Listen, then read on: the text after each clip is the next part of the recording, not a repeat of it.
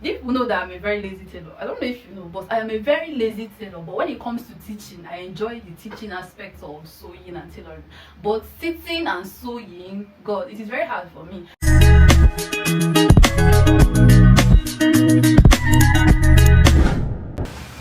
Hello and welcome back to my channel. It is the real Ijoma here, and in today's video we'll be doing a get to know me tag. So I am Ijoma Azonta Ijoma. I am the face behind So with Ijoma, because a lot of you have been watching my videos without actually knowing the person behind it, but you hear my voice all the time. Please do not forget to subscribe. So I hit 100,000 subscribers on Monday. That was the 8th of August or 7th of August, I've forgotten. So out of excitement, I sent a message to my WhatsApp groups and I asked my subscribers, I told my subscribers that I'm in a happy mood, that they should be free to ask me any question that they feel like asking. And a lot of them dropped their questions. I told them that they should just ask me any question at all that I'll be willing to reply. So this is a get to know me video stroke other things. So I had to screenshot the messages because we had the chat on WhatsApp. It's not the Instagram get to know me. So I asked the person on WhatsApp. So I had to screenshot. I don't know if you can see some of the screenshots. So I'll be taking the questions one after the other. But sorry, my baby is here. I don't know what I'll do with this guy, but please, if you should pardon me, he's actually watching his cartoon. Please, let's just leave him here. I've been trying to take him away, but he refused. So I have no option. So you'll be here with me. His name is Mona, by the way. This is from, is it Nisco Stitches? Nisco or Siko Stitches. So she asked 3 questions. The first one is, how old are you? So guys, I am 26 years. I'll be 26 years in few days. I mean few days. So this month, actually, this August, I'll be 26 years in few days. So are you married? I don't know. I don't want to be emotional right now. I don't want to answer this question. I don't think I can answer this question right now. I'll update you guys later. So she also asked, how did you start the journey of fashion? Okay, I started back in 2020. Yeah.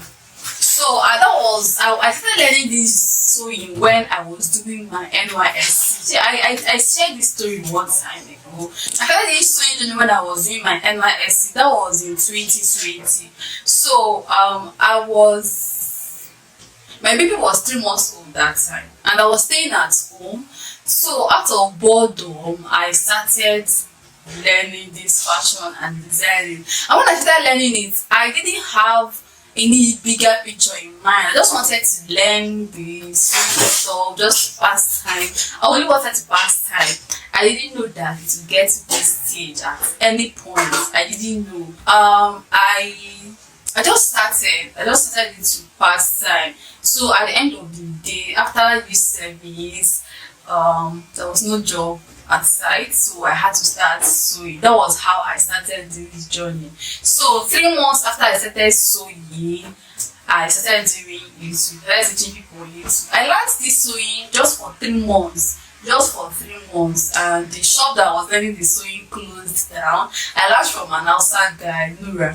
So the shop closed down. I had to go back to my house. So after the 3 months, I started learning on YouTube. I learned from Ebereka. See, I want to ask you guys, where is Ebereka? Ebereka Creations. I don't know, where is she? Because I learned a lot from that woman, and I've been checking her channel for almost a year now. I've not heard anything from her. I checked Instagram, I checked Facebook to know if she is active on any of these platforms, but I couldn't see her. So if you guys are close to her, please, we need to reach out to her, because this woman really helped a lot of us back then, like with all these Princess Dart, Blazer, 6 pieces. I learned a lot of things from her. That was where I learned Princess Dart perfectly. six pieces and all those things, because I didn't learn much from my boss before the shop closed down. So that's just it. That was how I started. So another question that I got is, please ma, this is from Sylvia Danzel. Sylvia Danzel. So she asks, please ma, how can one be consistent in the fashion industry? See, this consistency of a thing, it is not something that someone can teach you. It will come from you, like your heart, deep down. You need to love what you are doing. People know that I'm a very lazy tailor. I don't know if you know, but I am a very lazy tailor. But when it comes to teaching, I enjoy the teaching aspect of sewing and tailoring. But sitting and sewing, God, it is very hard for me. I'm a very lazy tailor. But I love the teaching aspect, so I am more consistent over there, and that is why I've been doing more of the teaching these days. So consistency comes from number one, doing what you love. If you don't love what you are doing, you're not like, they will be pushing you now, like not to be motivating you. So you need to love what you are doing first of all. Then have a goal in you, like always have a goal. Tell yourself, I want to have another sewing machine in 6 months time. So having that goal, like just tell yourself before December, I want to buy another sewing machine. Once you have that goal in view, you will be focused, like it will keep you on your toes all the time, because you have something that you want to achieve at a particular time. Even if you can't achieve it at that time, you will be very, very close to achieving that. So thereby keeping you consistent, to be working towards, like at least whenever you wake up, you have something to go back to, you have something to like continue doing. I don't know. I don't know if I explained that.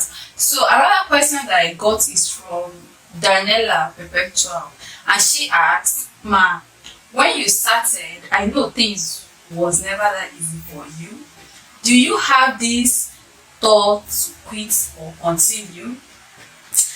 Then she asked two questions, but let me start with this one. She said, do you have this thought to quit or to continue? See guys, my name on Facebook is Azonta Ijoma, though the post that I made that time is now on private. There was a time I quit tailoring. I cannot lie to you. I posted it on Facebook. I told people that I am no longer a tailor, that I am no longer into tailoring. Yes, there was a time I quit tailoring. I cannot even lie about this one. Yes, there was a time I posted it and told people that, see, I gave people back their clothes, because a lot of things were going on that time, and the stress, the tailoring is stressful. So I had to quit. Yes, I did not think about it. I did it. I did not just think about it. I did it. There was a time I quit tailoring. Yes. And she asked, secondly, what motivated you to continue, and what is your greatest challenge in sewing? What motivated me to continue, I won't lie, is YouTube. Do you know that the comments that people drop on our videos actually matter to us? See, I don't know, but all those, God bless you ma, you are good at what you do, all those things, do you know that they actually play a very huge role? So I think this social media thing, you need to take it seriously, because it's actually affecting those. Do you know, sometimes I'll be like, all these celebrities that are getting insults and trolls from people every day, like how are they even handling this? Do you know, sometimes there was a time I didn't post on YouTube. Go and check my channel. My first video, I posted my first video around May 2020. Then I started posting till June. I posted around May and stopped around June 2020, and I didn't post again till 2021. I didn't post any video on YouTube for 8 good months. 8 months. I don't think anybody noticed that, but a lot of people, okay, I wasn't popular then, people didn't know me then, maybe they didn't notice, but there was a time I stopped posting for 8 months. 8 months, guys. So, but later I went back and I posted, there's this concept video that I posted. That video has gotten up to 1 million views now. The comments that I got on that video was what kept me. It is what kept me, like, I don't know. Maybe this thing is somehow, right? Sounds somehow. Not as if I'm seeking for validation or anything. No, but the comments actually motivated me. I was like, wow, so I can teach. Wow, so people like my video. Wow, okay, let me continue. That was what motivated me. But you see, sewing for clients and all that, no, that part, I don't think I like that part. And she said, what is your greatest challenge in sewing? My greatest challenge is time. I don't have time. Like, I don't know how to juggle, like juggling, combining sewing, motherhood, YouTube, a lot of things. Like, time is my greatest challenge. I'm a very strong person. I can actually work, but most times I don't have the time or the space or the chance to work. That is my greatest challenge. But I know that I am strong. Physically, I'm strong. I look soft, right? But I'm very strong. I can walk if I want. Then someone also asked, she said, oh sorry, I didn't see her name here. So she said, Azanta, how was the journey like when you started? Did you use other platforms to promote and advertise your YouTube channel? No, I didn't post my YouTube channel. I didn't promote my YouTube channel on any platform. WhatsApp or Facebook or do you know what I told myself? I said that I will not tell anybody that I have a YouTube channel until I hit 1,000 subscribers. Because I was like, if I should tell someone that I have a YouTube channel, go and subscribe, and when they get there, they will see only 400 subscribers, 400 subscribers. What would they do? I don't know.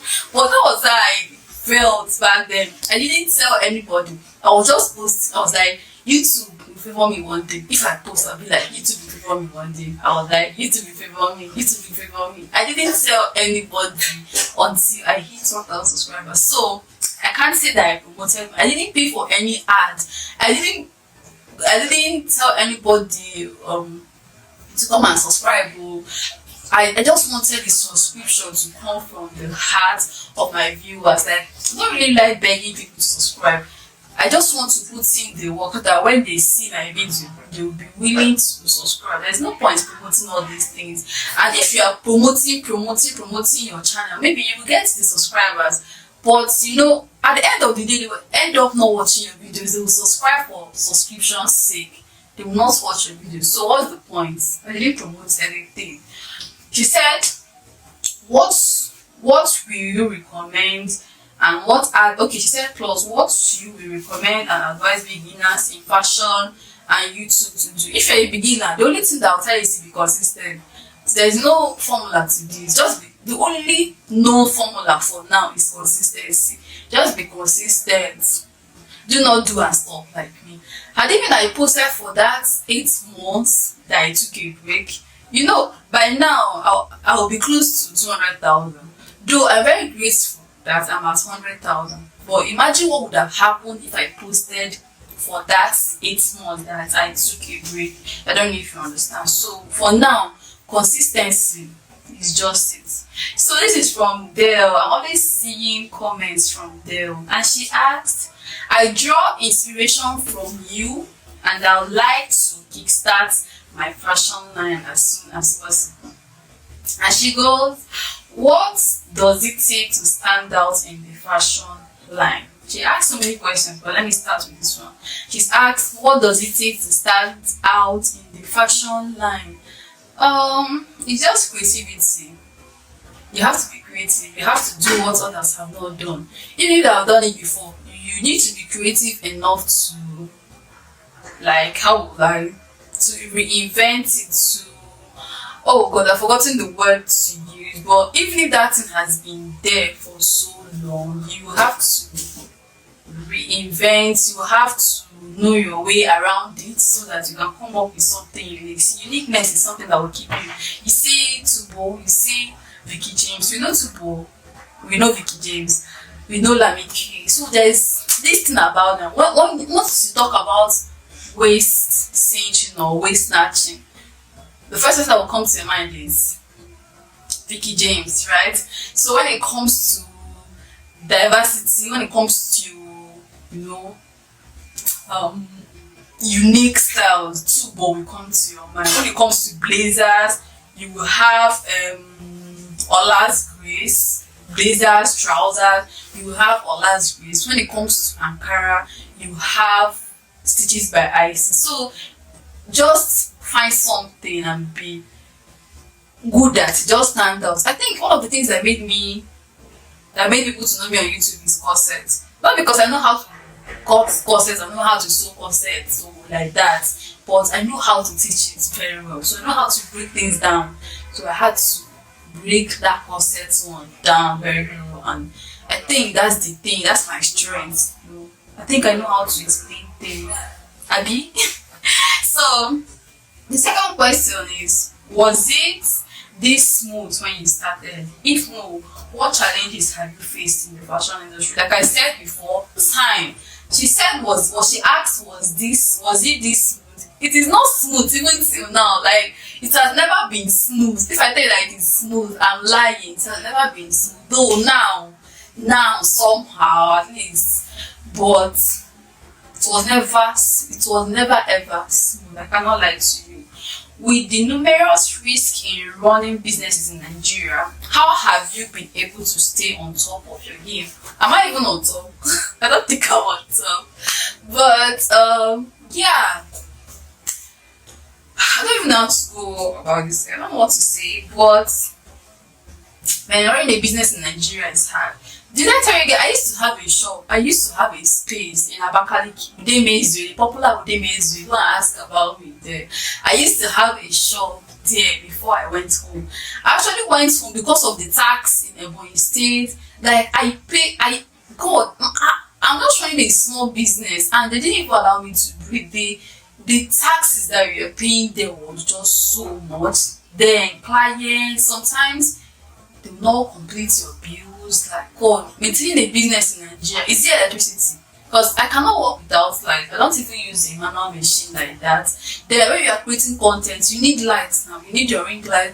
God, I spent so much. But what kept me was that, like I said before, always have a goal in view. I had this particular picture in my head. I will get, no matter what, I will get to this stage. Do you know, I actually thought that we hit 100,000 after my birthday. But I hit 100,000 subscribers before my birthday. Last month was very tough for me because I was relocating.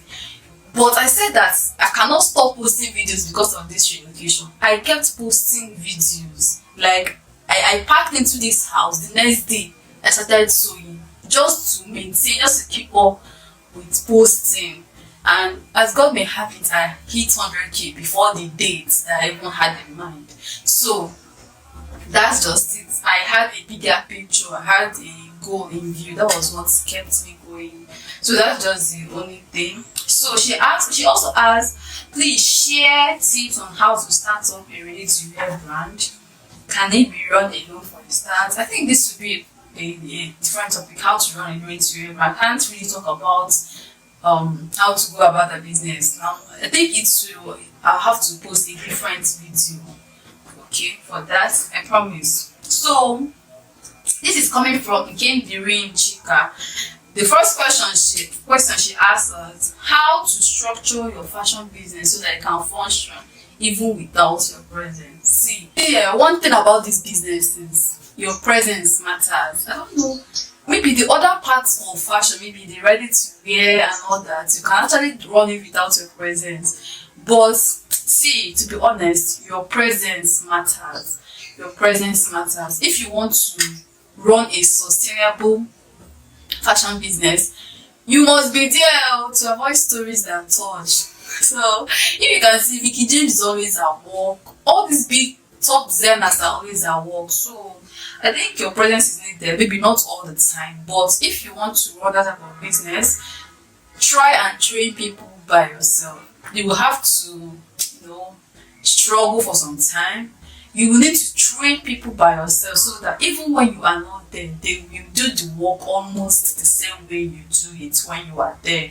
So when you get people from outside, they have their own way of doing things. But when you train, when you scout for these people from the inside, your business will still stay. Like I have someone that helps me, and also I trained her, And when she makes a street cut skirt, it will look as if I was the one that made it because she learned from me.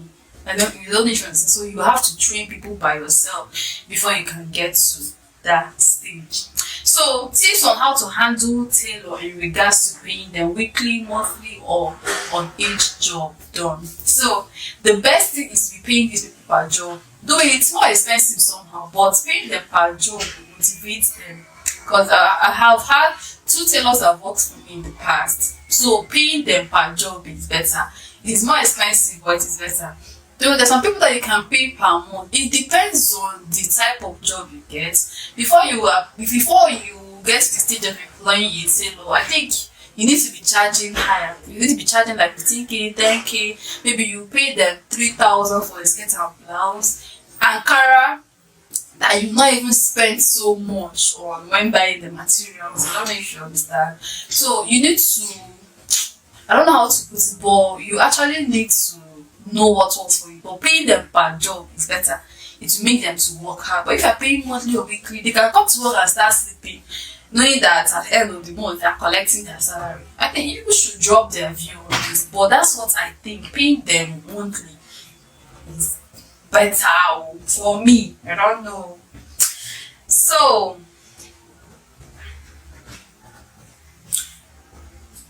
I have a question from